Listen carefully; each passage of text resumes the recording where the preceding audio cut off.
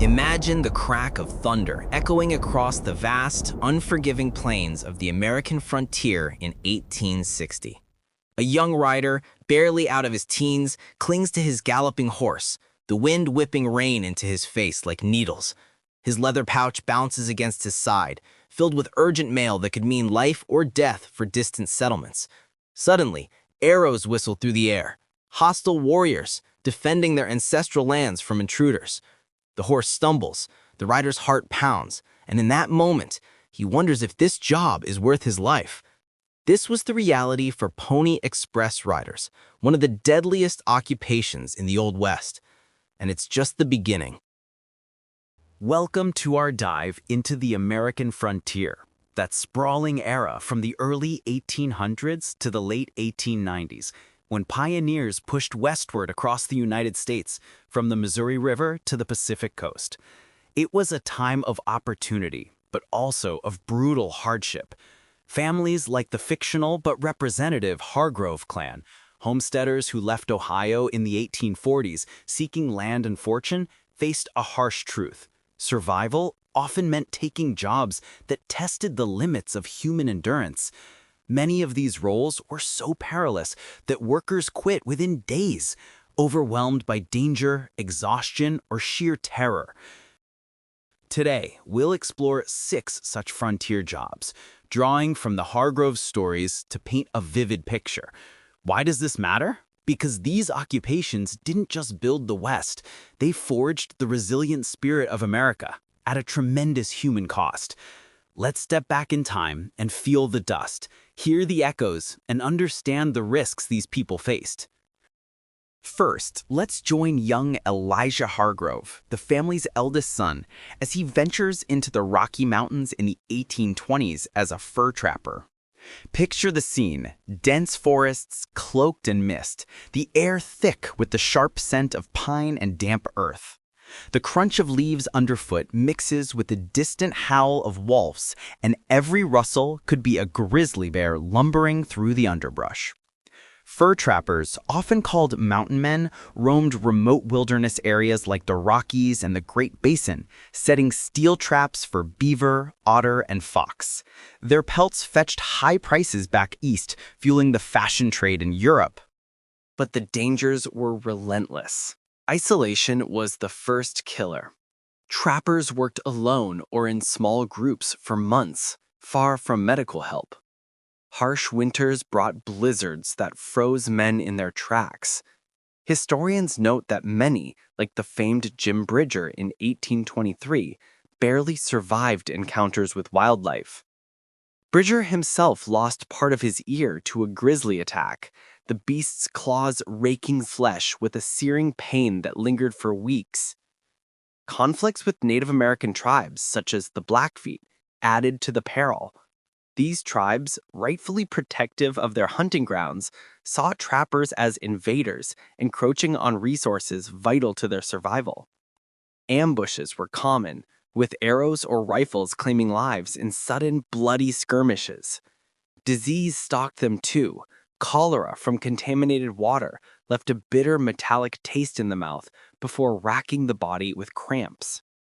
For Elijah, the job lasted mere days. After a trap snapped shut on his hand, crushing bone with a sickening crack, and a near drowning in an icy river that chilled him to the core, he limped back to his family, vowing never to return. Records from the American Fur Company, founded in 1808 by John Jacob Astor, show high turnover. Many recruits deserted after their first season, unable to bear the solitude and constant threat. Yet these trappers mapped uncharted territories, paving the way for later settlers. Their knowledge of trails like the Oregon Trail, blazed in part by their explorations, was invaluable. Transitioning from the mountains to the open plains, we find Elijah's cousin, Silas Hargrove, signing on as a Pony Express rider in April 1860. The Pony Express, operated by Russell, Majors, and Waddell, aimed to deliver mail from Missouri to California in just 10 days, a revolutionary feat before the telegraph. Riders, often orphans or young men under 18 weighing less than 125 pounds, swaked horses every 10 to 15 miles at relay stations, pushing through 75 to 100 miles per shift. Feel the thunder of hooves pounding the dry, cracked earth, dust choking your throat like sandpaper. The sun beats down mercilessly during the day, blistering skin, while nights bring bone-chilling cold that seeps through thin wool coats. Silas would have tasted the salt of sweat mixing with trail dust, his muscles aching from the relentless gallop. Dangers abounded. Rough terrain caused horses to stumble, flinging riders into rocky gullies with broken limbs or worse. Bandits lurked, drawn my valuable cargo, but the greatest threats came from weather, sandstorms blinding the eyes, and encounters with Paiute or Shoshone warriors during the Paiute War of 1860, when attacks on stations left riders dodging bullets and arrows. One real example is rider Robert Haslam, who in 1860 rode 120 miles non-stop after finding his relief station destroyed, evading pursuers with arrows grazing his arm, the sting like fire. Many quit after a single run. The company advertised for expert riders willing to risk death daily, and turnover was sky high. Silas lasted 5 days before a storm stranded him, half frozen and terrified, leading him back to the family farm. The Express lasted only 18 months, ended by the Transcontinental Telegraph in 1861, but it symbolized the frontier's daring connectivity.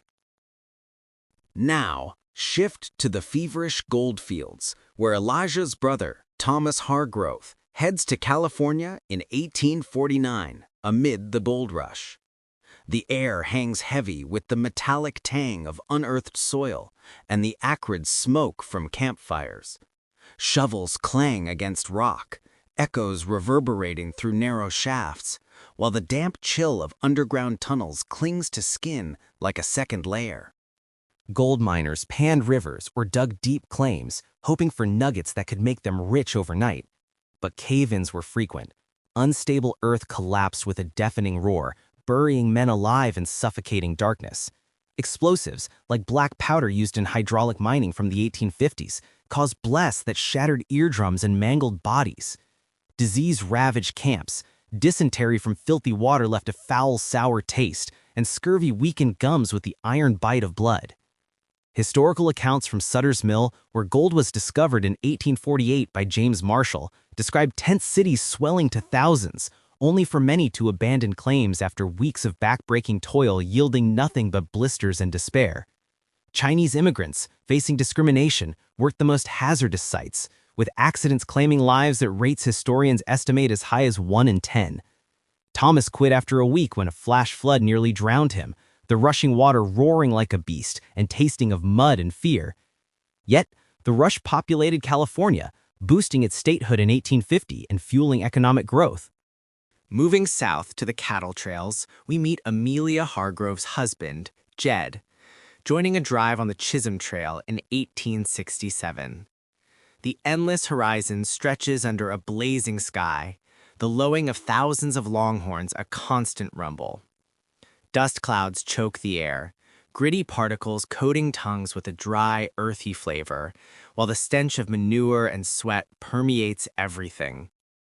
Cattle drivers, or cowboys, herded steers from Texas ranches to Kansas railheads, covering 1,000 miles over months. Stampedes were the deadliest hazard. A sudden thunderclap or snake rattle could send the herd charging, trampling riders under hooves that pounded like hammers. River crossings, like the Red River, turned deadly with quicksand sucking at boots and currents pulling men under with icy grips.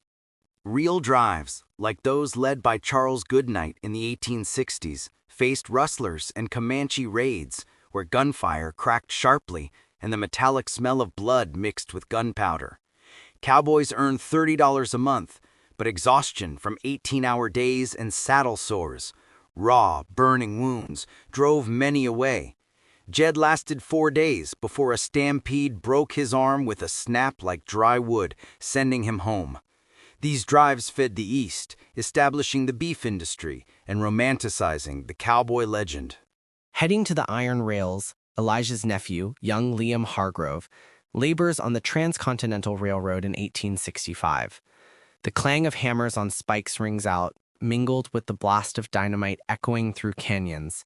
Sweat soaks through shirts, the salty burn in eyes competing with the sulfurous reek of explosives. Railroad workers, including Irish immigrants for the Union Pacific and Chinese for the Central Pacific, laid tracks across prairies and mountains.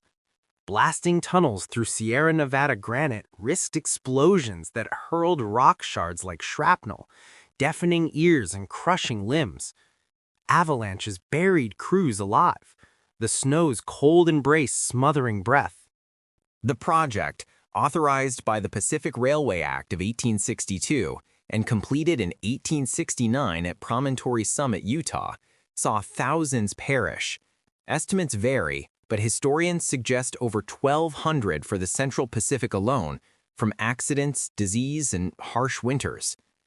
Liam quit after a week when a powder keg misfired nearby, the shockwave hurtling him into dirt that tasted of blood and fear. This railroad united the nation, shrinking travel from months to days and accelerating westward expansion. Finally, picture Sarah Hargrove, the family's resilient daughter, taking the reins as a stagecoach driver for Wells Fargo in the 1870s. The wooden coach creaks over rutted roads, wheels kicking up pebbles that sting like bee stings. The scent of horse sweat and leather fills the air, punctuated by the crack of a whip, urging the team onward. Stagecoach drivers navigated treacherous passes like those in the Black Hills, facing landslides and axle-breaking potholes. Holdups by outlaws such as Black Bart, who robbed 28 stages between 1875 and 1883, brought sudden gunfire, the acrid smoke burning nostrils. Weather turned deadly, blizzards blinded with swirling white, or flash floods roared with muddy fury. Women like Sarah were rare but real. Charlie Parkhurst, revealed as female after death in 1879, drove for decades. Sarah lasted 3 days before a robbery left her shaken, bullets whizzing past with a deadly whine. These drivers connected isolated towns, carrying mail, passengers, and gold, essential to frontier communication. These jobs, endured by families like the Hargroves, shaped frontier life profoundly. They demanded ingenuity and toughness, teaching survival through adaptation. Trappers' maps guided wagons, miners' booms built cities, railroads spurred trade. But the toll was high. High mortality fostered tight-knit communities where respect for native cultures grew from hard lessons, and labor reforms emerged from the suffering. Ultimately, they illustrate human resilience, turning a wild land into a nation. As we wrap up, here's a surprising fact. Despite its fame, the Pony Express delivered only 35,000 letters before folding, yet it captured the world's imagination. If you enjoyed this, subscribe for our next video on forgotten frontier heroes. What dangerous job would you try? Let us know in the comments. Thanks for watching. Stay curious.